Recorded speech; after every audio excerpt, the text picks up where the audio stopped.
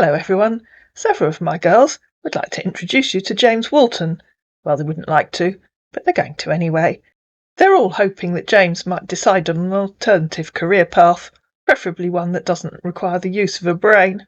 "Hello, Cassandra," he said. "How are you doing today?" "I'm doing very well, thanks. I don't recognise you. Have we met?" "No, dear," he said. "Oh, okay. Why did you send me a friend request?" "My name is James Walton. I'm from Los Angeles, California. Currently in Istanbul, Turkey, where I work as a drilling engineer." "Okay. Is there a reason why I need to know that? What are you drilling?" "Really? I was searching for an old friend of mine when I came across your wonderful, lovely profile, and I like it.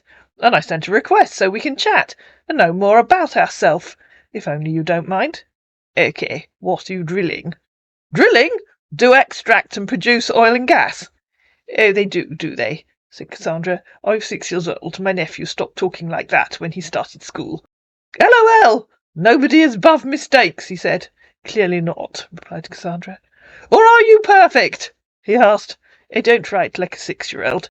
LOL! Especially when talking to someone I've never met before." "Oh, I see. So perhaps you'd care to tell me what it is that you're drilling, please." "Sorry for my mistakes." "And where you're drilling it?" "Yeah!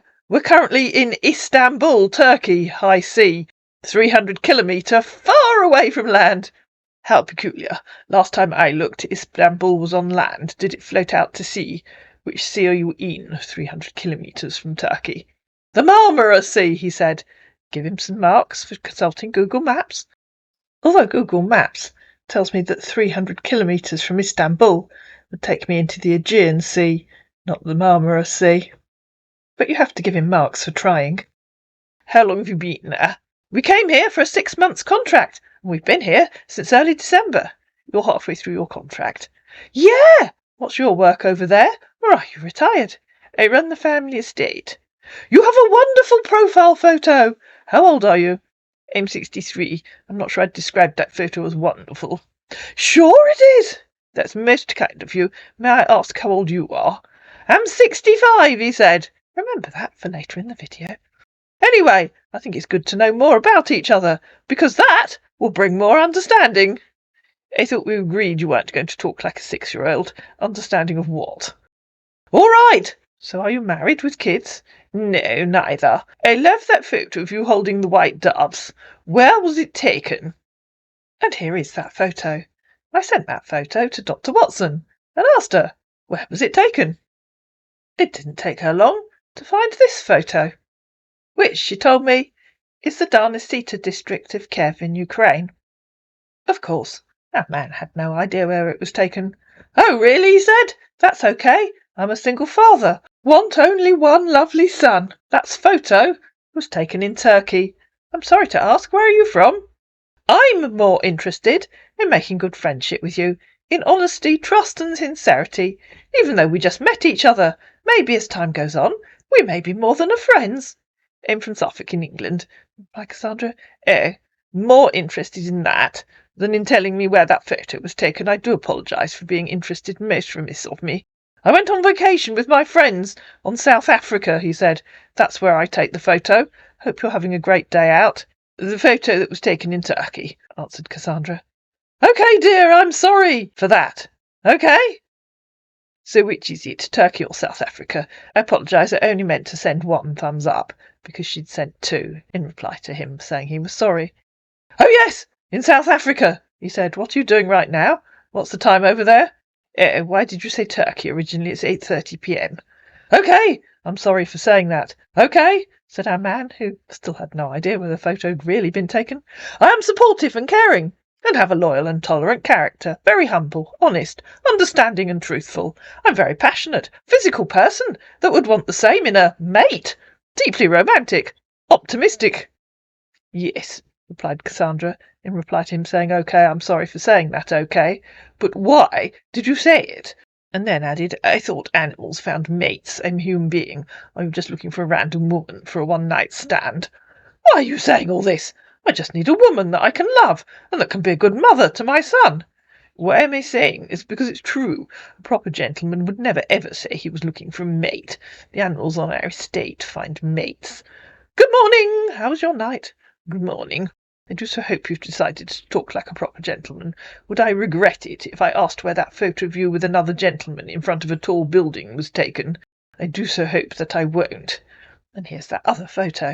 Dr. Watson, of course, found that one too, and told me it's New York, and that's the United Nations Secretariat building behind them. And man, got that one right. I went on vacation with my friends on Manhattan, New York, he said. That's where I took the photo. If I may ask, how you married with kid? Neither, replied Cassandra. Okay, I'm a single father, want only one lovely son. Do you live alone? Good morning, dear, how's your night? I'm not sure it works like that, said Cassandra, in reply to him saying, want only one lovely son. How do you know you won't get a girl? Are you a misogynist? Oh, I'm not, he said. Okay, please tell me more about yourself, like hobbies, interest, religion, and plans for your future. Then why did you say you want only one lovely son? My hobbies are tripodium dance climbing. I'm interested in existential polymorphism. I'm an 11th-day D-Adventist, and I plan to expand the estate to cover the whole of Suffolk. What are your hobbies, interest, religion, and plans for your future? I expect you to answer all four without me having to ask you again, but I don't actually expect that you will. So boring. I'm sorry for saying that, okay? I mean, I have only one lovely son. Okay, I'm for that, he said. Anyway, my hobbies are swimming, playing games like basketball, golf, cheese. I'm a Roman Catholic by religion, and my plans for my future is to go into investment after my retirement and settle down again with my new family in any suitable environment. I'm a kind-hearted man and humble, with a good heart. What kind of investment are you thinking of going into? She asked, and I knew you wouldn't answer all four of those. So I'll have to ask, as I said. So boring. You told me your hobbies. What are your interests? And I'm fascinated to know how you play cheese. My interest is to make you a very good friend. As time goes on, we can be more than friends. Okay, how do you play cheese? Oh, really? He said. Did you like cheese? Yes, really. Are you unable to read? How do you play cheese? I'm hoping if I space the words, it will make it easier for you to read and understand. And she also copied and pasted the bit where he'd said, my hobbies are playing games like cheese.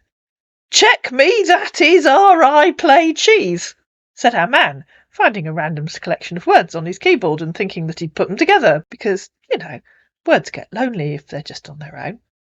Why do you choose to remain single without a man in your life now? That makes no sense at all, replied Cassandra. I will ask you once more, as you clearly have reading difficulties. How do you play cheese? Actually, I'll type that again to help you. How do you play cheese? And in reply to him asking why she chose to remain single, she said possibly because I'm waiting to meet a man with a real functioning brain. I'm sorry, it was a mistake. The name is chess. Okay, he said. Okay, now, could you explain in English, please, what this meant? Check me, that is, I play cheese. Because I'm beginning to think you're an illiterate kid, not a mature gentleman. Your next answer will tell me, so choose it wisely. That's the way! Chess is playing, he said. Okay, well, you've told me the answer. You're an illiterate kid, but I'll ask you again, one last chance. What does this mean in sensible English? Check me, that is, I play cheese. As you do know that is singular and are is plural, so you can't use both together, and I have no idea how I could check you, or even why I'd want to. And you've now told me that you don't play cheese because cheese was a mystic, presumably some kind of fortune-teller. I've heard of Mystic Meg. Maybe it's a game she invented. Oh, yes, he said. Oh, yes, you are an illiterate kid. I suggest you go back to school and try to make something of your life. Why are you saying this? He asked. Why do you think? Replied Cassandra. Oh, really? Said our man. Yes, really, replied Cassandra. And you've just said, oh, yes, when I asked if you're an illiterate kid, so you've admitted it. So I suggest you go away, grow up, and go back to school. Goodbye. Okay, you really need to calm down. Okay, he said. Okay, you really need to act like an adult, okay? She replied. And this is absolutely your last chance to act like a proper mature adult. Okay, he said. Thanks for giving me a second chance. I suggest you use it wisely. Okay. Hope things are going on well over there in your country. You can't be bothered to scroll back and find out which country I live in. And please ask the kind of question a sensible, mature adult would ask, not one a stupid kid would ask if he's working his way down a list. Try making up a question for yourself." "Okay," he said. "I know. Why don't you tell me about the rig you think you're on? Who owns it, and what is it called?" "All right," he replied. "So are you married with kids?" "No," replied Cassandra. "I just asked you 2 questions. Please answer them. That's how proper adult conversation works. And please don't ask questions I've already answered. You're welcome to scroll back through our conversation and read the answers. They don't change."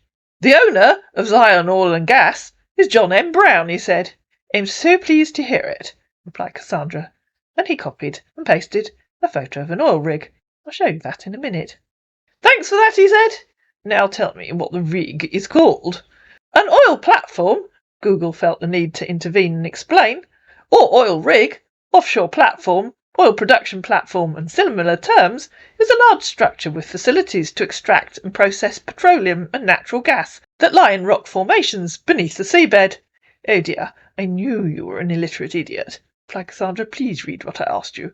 What is the rig called? You know. What is the name of your rig? I'm perfectly well aware of what an oil platform is. I do not need a copied and pasted explanation from Google. This is your last chance, because I'm getting tired of talking to an illiterate kid. It's just so boring and so tedious." "Offshore platform, oil production platform," he tried. "No, last chance. What is the name of your rig? My nephew works on a rig. He told me they're all named after famous women." That isn't true, but Cassandra says it every time. "What is the name of your rig? There's no third chance. Act like a proper mature adult now, or go away." "Okay. The name of my rig is called Zion Oil and Gas." "No, the name of the rig. I realise you are illiterate and stupid, but even you must know the difference between the name of the company you think you work for and the name of the rig you think you work on. Anyway, I've had enough of you now. You're just a brain-dead moronic idiot. Goodbye. I even gave you a clue. They're named after famous women. Even an idiot like you should be able to Google famous women and make something up." "The name of my rig is Spar," he said. "I doubt it," replied Cassandra. "Goodbye." "That's fine," he said. "Actually," she said, "let's be honest. I know it isn't. Goodbye. Grow up, go back to school, and make something of your life instead of being a brain-dead idiot." "Okay," he said. "I don't know why asking so many questions. What do you want for me? You think you're the one who's more intelligent?" "What do I want for you? I want you to have a better life. One that doesn't involve lying and acting like a complete idiot. The more interesting question would be, what do you want for you?" "LOL," he said. "I think you are the complete idiot." "Goodbye," replied Cassandra. "Are you a jealous woman?" he tried. But by then he'd been ghosted. And now I'll show you that photograph of the rig. Here it is. And I know people say you shouldn't educate scammers, but let's face it, I think a lot of the ones we get on here are beyond education. Cassandra, of course, did a reverse image search on that. That's the low-res version. But if you do a reverse image search, this is what you find. And if you zoom in to the helipad, I think you can see that the rig is called the Sedco Express. Cassandra, as I said, ghosted him. But he was also talking to Celia. "Hello, Celia, how are you doing today?" "Good morning," she said. "I'm at work, but it's fairly quiet right now." "Okay, it's my pleasure meeting you here. How is the weather condition over there?" "Cold and sunny," she said. "Why do you want to know?" "I'm more interested in making good friendship with you, in honesty, trust and sincerity, even though we just met each other. Maybe, as time goes on, we may be more than friends." "Did you mean to send that to someone else?" asked Celia. "It isn't an answer to my question. Or do you mean you are more interested, blah, blah, blah, than you are in having a conversation?" "Okay, dear, I'm sorry for that." "Okay," he said. "Sorry for what?" asked Celia. "Sending it to the wrong person, or not wanting to have a conversation?" "Okay," he said. "It's my pleasure meeting you here. What's the time over there?" "Okay," said Celia. "I see you're never going to have a conversation or answer a question. You're just one of those people who wants to ask endless questions, not read the answers, and talk to themselves. How boring. And the time over there is 5:15. "What's the question you're talking about?" he said. So Celia copied and pasted the bit where she said, "Cold and sunny. Why do you want to know?" "Oh, just asking." "Okay," he said. "How to know? How is the weather over there?" "And the second one?" she said, copying and pasting the bit where she'd said, "Sorry for what?" sending it to the wrong person or not wanting to have a conversation. "I'm just really sorry for sending you a wrong text," he said. "I'm just having difficulty in texting. Sorry, I mistyped. I hope you understand me more." "Oh, I understand you," said Celia, who might have been reading Cassandra's account as well. "OK, dear, what are you doing now? It's my pleasure meeting you again." "I'm painting stripes on the zebra under the sofa. Grateful thanks go to my viewer S. Farray for that one, who suggested painting the stripes on the zebra when I asked viewers for suggestions of answers to that question. What are you doing now?" "I'm sitting on the couch," he said. "Congratulations," said Celia, and then in reply to him saying, "It's my pleasure meeting you again," she said, "I don't remember meeting you before. Where did we meet?" "We've never met before," he said. "I mean, nice meeting you here." "Oh, OK. If I may ask, where are you from?" "Good morning. How was your night?" "Good morning. I live in Durham in England. Where are you?" "Oh, that's a nice place. I'm from Los Angeles, California, but currently in Istanbul, Turkey, where I work as a drilling engineer. If I may ask, what are you doing for a living?" "Good morning, dear. How was your night?" "Good morning. I'm an administrator," she said. "I work in the admissions department of Durham University. I didn't know there was oil drilling in Istanbul. Are you in the centre of the city or on the outskirts?"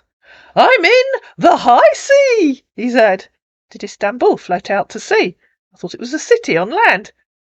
"Istanbul," Google helpfully informed him, because we know he needs help from Google. "Istanbul is surrounded by the Marmara and Black Seas, linked by the Bosphorus with its small islands. So even though Istanbul is not known as a beach city, it has excellent options to offer visitors to the city." "Yes, thanks for the geography lesson," said Celia. "I know where Istanbul is. It's just that you told me you were in Istanbul. Now you tell me you're in the high sea. But like I said, I thought Istanbul was on land, so I'm not sure how you can be in Istanbul if you're also in the high sea. Obviously you know something. I don't." "I told you I'm in the high sea, and you don't believe me," said our scammer, who clearly had trouble with other people not believing him. Can't imagine why that would be. "Go for research, and you find out there are seas in Istanbul, Turkey. Currently, I'm in the Aegean Sea, between Europe and Asia." "Don't be bloody rude," said Celia. "I know where Istanbul is. It was you that said you were in Istanbul, not me. I suggest you go for research and find out that Istanbul is a city on land." "Who said I don't believe you? You've told me two different stories. You've told me you're in Istanbul, and you've told me you're in the high sea. Two different stories. Two different stories that you have told me. So I suggest you go for research and decide which it is. You could try looking out the window. That should tell you whether you're on land, in a city, or in the sea. In fact, why don't you take a photo of the view out of your window and send it to me? Then we'll both know what you can see." So he sent that photo of the oil rig. "No," said Celia. "That was not taken out of your window, was it? That just shows me what an oil platform looks like. I'm fully aware of what they look like. I asked you to take a photo out of your window, so we'll know if you are at sea or on land. A photo taken out of your window."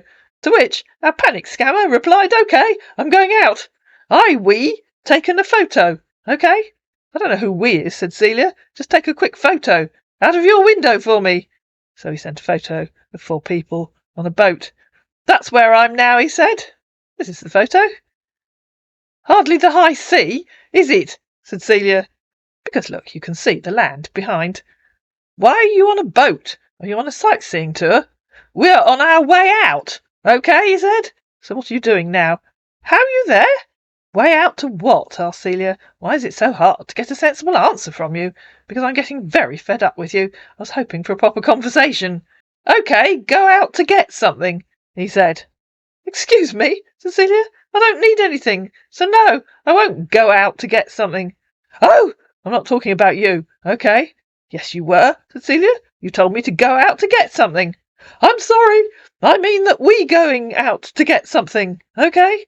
"No, we aren't," said Celia. "I'm not going anywhere." "OK. You have a wonderful profile photo. How old are you?" "I'm 55. How old are you?" And remember, that man told Cassandra he was 65. "Oh, that's nice," he said. "Wow! You look more younger and beautiful. I'm 57. "OK," said Celia. OK, hope things are going on well over there in your country. And where do you think your country is?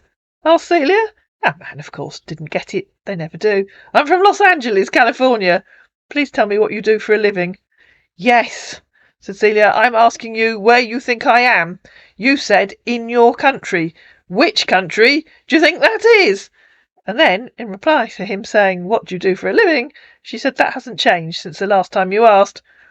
You told me that you live in Durham, in England, he said, hastily scrolling back. Awesome, said Celia. Please tell me what you do for a living. That hasn't changed since the first time you asked, she said. OK. All right. So are you married with kids? I'm a widow with an adult son. He lives in Sydney in Australia with his partner. I'm sorry to hear about the death of your husband. Well, I'm a widower for almost 3 years now, but I have my precious son, Richie. Do you have grandchildren yet? She asked. No, and you? Not yet, said Celia. I keep hoping. I think they want to buy their own place before they start a family.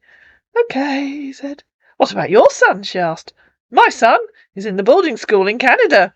Oh, said Celia. Which one? Trinity College School, he said, actually managing to Google a sensible boarding school in Canada. I'm sure he loves it there, said Celia. We've had a few students from there over the years. Not so many just recently. Oh, yes, he loves it there. He said, I'm supportive and caring. I have a loyal and tolerant character, very humble, honest, understanding and truthful. I'm very passionate, physical person that would want the same in a mate. Deeply romantic, optimistic. What does he want to do when he leaves? Asked Celia. Oh, she said, as he pasted that paragraph. You're one of those idiots with a pre-written paragraph. Great. Not. And animals look for mates, not humans. Perhaps you should go to the zoo instead. At least if you're going to copy and paste something someone else wrote, perhaps try to paste it when it's relevant to the conversation, instead of just pasting it because someone showed you how to do it. Bye-bye. Oh, really? Said our man. Yes, really, said Celia. Please feel free to talk to yourself. I have to go and dry out a tea bag. This is not copy and paste. OK, he said. Yes, it is. OK, said Celia. How stupid do you think I am? OK. It's not, he said. OFGS, said Celia. I do hate men that tell such obvious lies. Or are you telling me that you didn't copy and paste exactly the same thing here? She said, copying and pasting a screenshot of where he'd said exactly the same thing to Cassandra. Is that what you think? He said. It's what I know, said Celia, and so do you. Can you please find me my mistake there? He tried. Yes, said Celia, lying. It's always a mistake. Lying that you didn't copy and paste when it's obvious that you did. So either grow up or go away. Choice is yours. Choose your next answer wisely. OK, he said. OK. Please tell me more about yourself. Like hobbies, interest, religion, and plans for your future. No, said Celia. You tell me those about yourself first, please. All of them? That's 4 things. 1, hobbies. 2, interest. 3, religion. 4, plans for your future. And we often see that list, don't we, ladies and gentlemen? And not once, ever, has any scammer answered all 4.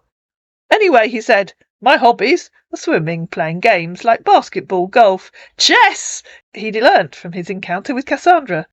I'm a Roman Catholic by religion, and my plans for my future is to go into investment after my retirement and settle down again with my new family in any suitable environment. I'm a kind-hearted man and humble with a good heart. I knew you wouldn't answer all 4, said Celia. No one with that same copied and pasted list ever does. So keep trying. You didn't answer 2, interest. My interest is making you a good friend of mine, and as time goes on, we'd be more than friends. And you? My hobbies are singing in a choir and underwater yogic chairlifting, said Celia. I'm interested in existential polymorphism. I'm an 11th-day de-Adventist, and my plan for the future is to find an intelligent man to have an interesting conversation with. Right now, I don't hold out much hope for that last one. That's OK, he said. Whatever that's supposed to mean, she said. Why'd you choose to remain single, without a man in your life now? I beg your pardon, said Celia. Would you mind explaining that? And I thought we agreed you were going to stop copying and pasting. At least engage what's left of your brain. Read and think about what you're copying and pasting. What is that copy and paste you're talking about? He said. Oh dear, said Celia. You're even more stupid than I thought. We already agreed you've been copying and pasting. We've already agreed I don't like men that lie. And we've agreed lying is a mistake, so I think you should go away and annoy someone else. So our man did, as instructed. But by then, he'd also introduced himself to Denise. Hello, Denise, he said. Good morning. How are you doing today? I'm very well, thanks. It's my pleasure meeting you here. How's everything going over there? What's the time? It's 10 a.m. Where are you? I'm from Los Angeles, California. Currently in Istanbul, Turkey, where I work as a drilling engineer. And you? I live in Guildford in Surrey. I'm retired. What does a drilling engineer do? Drilling engineers do extract and produce oil and gas, he said. OK, and which of those are you doing? That's my job, he said. Yes, I know it's your job. Are you extracting oil, extracting gas, producing oil, producing gas? Which of those things are you doing? I presume you do know the difference between extracting and producing. Yeah, I do, he said. My department bases on extracting. We have other departments of producers. OK, and which are you extracting? Extracting oil, he said. At last, said Denise. LOL, what was your work before your retirement? I was an accountant. I ran my own business with my late husband. Oh, sorry for your loss. Thank you. Albie was a lovely man. I was a very lucky lady. You have a wonderful profile photo. How old are you? That's very kind of you. I'm 75. How old are you? Guess what? 68 years old. And you know that age is just a number. Oh, said Denise. Such a stupid remark. So many men say that. It's so childish. I'm 75, not 15. I know that. OK, he said. All right. So are you married with kids? Excuse me, are you reading what I'm saying? Said Denise, who'd just told him that she ran her own business with my late husband. Oh, yes, he said. Good. Would you like to ask that question again, then? Oh, really? He said. All because I said age is just a number? You think that all men are the same? Yes, really. And if you really have read what I said, then you'll know why I told you to ask it again. Shall I help you out by copying and pasting? Or do you think you can manage to scroll up? Even I know how to do that. It was one of the first things Benji, my grandson, showed me how to do. Why do you think such act? He said. I don't do so. I don't get what you mean by that. OK? Oh dear. You mean you can't manage to scroll up our conversation? It isn't often that an old lady like me can manage something that a younger person can't. I feel quite special now. Look, I'll copy and paste it for you. And so she copied and pasted the two bits. The first one, where she'd said with my late husband, and he'd said, oh, sorry for your loss. I hope that helps you, she said, pasting on Denise, where he'd said, are you married with kids? And she'd said, are you reading what I'm saying? Hope you get what I mean now. OK, said Denise. Oh, really? That's not copy and paste? OK, he said. Isn't it? Said Denise. I get so confused. What is it? Well, I suppose strictly speaking they were screenshots. OK, dear, he said. I'm supportive and caring, and I have a loyal and tolerant character. Very humble, honest, understanding and truthful. I'm a very passionate physical person that would want the same in a mate. Deeply romantic. Optimistic. Congratulations, said Denise. Not sure why I need to know that, but I'm pleased you have such a high opinion of yourself. But you didn't answer my question, did you? If that's not copy and paste, OK. What is it?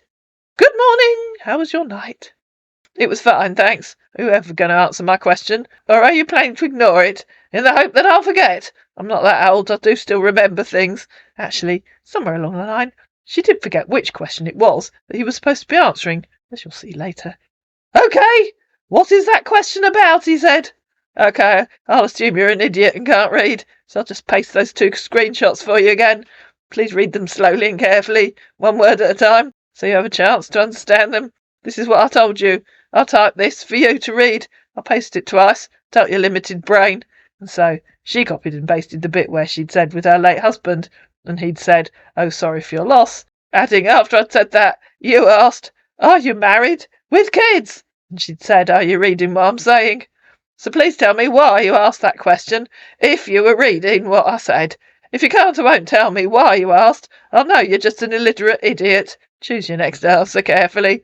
To which our man replied, now I know you're just a very rude young man, said Denise. You made your choice. Goodbye. Oh, really? He said. What do you think? said Denise. I assume you do have enough brain cells to work out the answer for yourself. Okay, that's fine. What's the question you're talking about? You really are even more idiotic and brain-dead than I could possibly imagine, said Denise. I'll copy and paste it for you 3 times, in the hope that at least one of them might just sink into your dense shell, and help you with your obvious reading difficulties and frightening lack of intelligence. She copied and pasted some close-ups. And I guess I'll have to paste the next bit several times to give you even a passing chance of reading it. So she did. But our man, of course, by then, had given up the unequal struggle and disappeared. And you'll probably be pleased to hear that this video is about to give up the same unequal struggle and also disappear. I hope you enjoyed it. If you did, please like it, please share it, please comment down below, please subscribe to my channel, and I'll see you again in another video.